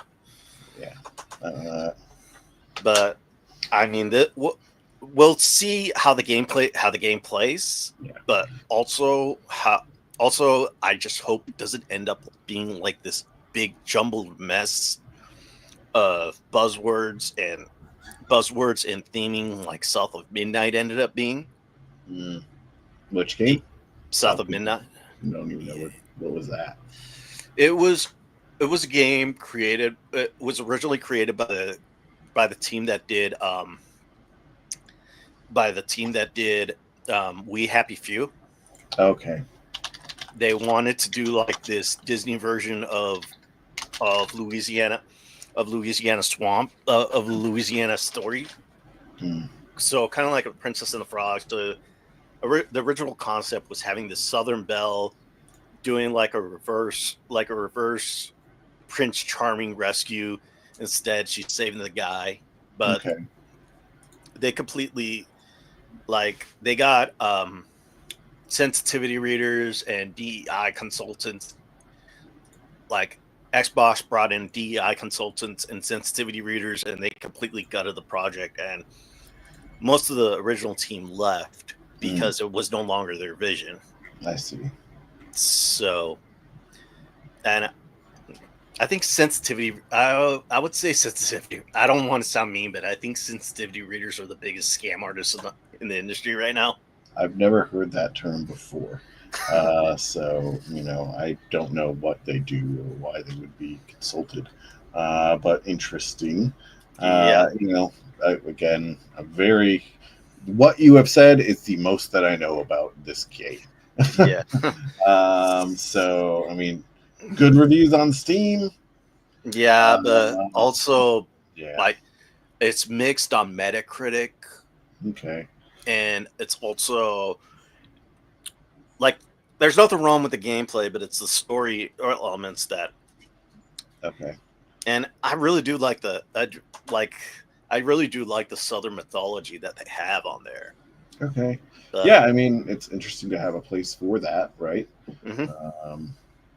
I guess my immediate question would be, like, how does the African American community and the community that is associated with this region feel about the story, right? Yeah. I go to the source. We don't have time for that right now, right? Yeah. So like one of the things that I've always said was, like, why do you need to bring in? But DEI consultants they want and sensitivity readers are like, they would come in and they would be hired by gaming companies and they would be brought into studios and they would be like, is there enough representation in this game? Does it offend anyone? Does it make anybody uncomfortable? And they would keep on asking all these questions, and then they would force changes, and then the game would no longer be the creator's vision anymore, and they would leave. Right. Okay. And I always thought, like, back in the day, they would do it all in house. Like, you remember Super Street Fighter 2? Yeah. When they introduced new characters, they actually went to different communities that they were being represented, and they would ask them, what kind of ideas would you have for this character who would represent this community? That's how they came up with the character of T-Hawk or DJ. Okay, I hear you, but I feel like you're comparing apples to oranges, right? This is a narrative-driven third-person action game deeply steeped in lore and the mythology of this area versus a fighting game where the characters are literally one-note representations of a community, right? All right. Maybe representing their fighting style, but like they are not there to have a deep backstory that really enriches the community or like represents the community around them. So it's not a fair comparison in my eyes. And not knowing like the background of the people who came up with the ideas for South of Midnight, like you want their vision to be represented.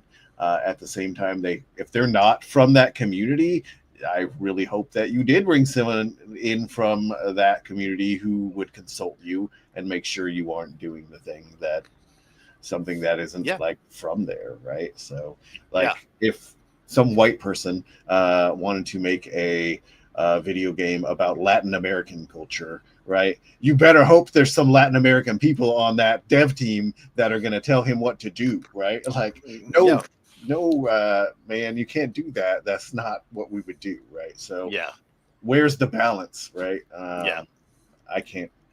I need more information to say whether it's cool or not.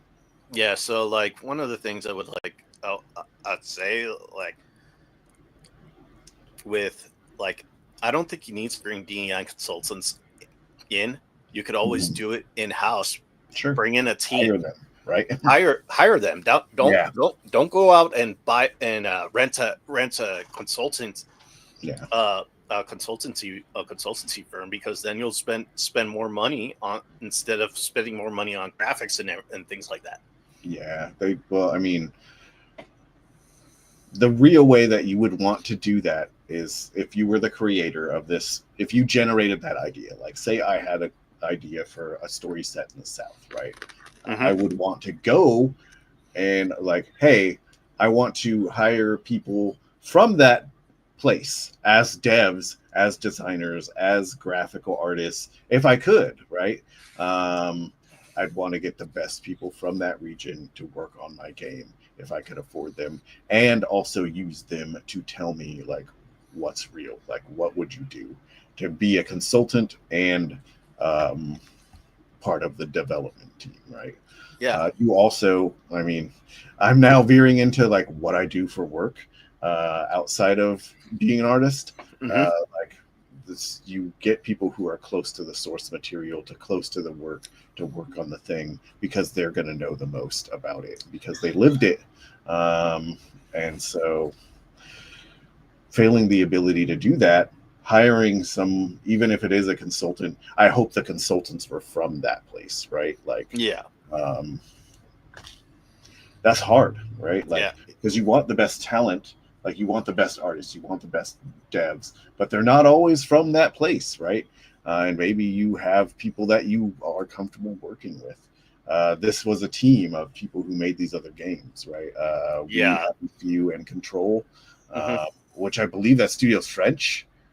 Yeah, they're French, but they also there were actually one of the guy who wanted to do South of Midnight was actually Cajun. Okay, and so he wanted from there. Yeah, but like when you're like, I don't know if you heard of the consultation firm Sweet Baby Inc., but they were brought in and they completely gutted the team, or gutted the entire project, and to make it less offensive in modern audiences' eyes. But it just frustrated some of the team members and they left. Yeah, well, I mean, they took it too far, then, I would say, as a consultant, and not for things like this, but like, you have to be able to like stay true to the person's vision and find a way to like make the thing profitable. For the company that is putting it out, right? So because they're a dev, but Xbox was the publisher, right? Who is the person who actually released the game? Xbox Game Studios. Yeah, but the studio that made the game was Compulsion. Compulsion Games. that's the French studio, I would guess, and then Xbox is their publisher, which means Xbox is putting up the money, right? Like, make this game, make it what you want. We are going to have some input. So it sounds like publisher interference to try to boost sales. Yeah. Marvel does that too. DC does that too, right? There's always somebody got to stick their fingers into the creative vision because they want to make more money. That's just the business, right? Yeah. Shitty thing. Excuse my language again. It's all right. All the time. Yeah. So, okay, I say we call it here. Yeah, Aaron. thank you. Aaron, thanks for coming. I hope you could. I hope we could do this again in a couple weeks. Yeah, well, I will definitely see about coming on again. I would love to hang out with some of your other buddies. Maybe if they watch this video, they'll see that I'm not a jerk, and they want to come hang out too. I get it, right? New person. So, have a good one, man. Thanks for the invite. All right. Thanks a lot, everybody. Don't forget to like, share, comment, and subscribe. And this has been Geeks Talking Geek. Bye, everyone. Keep playing, and God bless.